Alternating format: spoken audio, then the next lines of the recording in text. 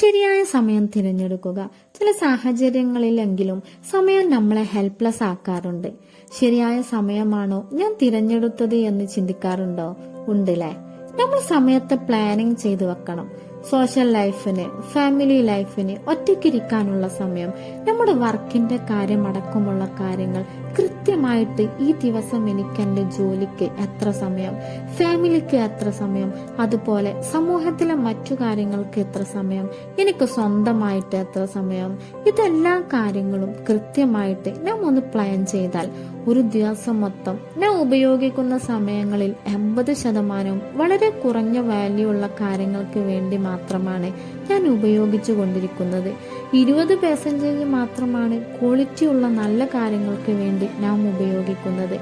അപ്പോൾ എല്ലാവരും പ്ലാൻ ചെയ്ത് ശരിയായ സമയം തിരഞ്ഞെടുത്ത് ജീവിക്കുക. Happy life, keep going.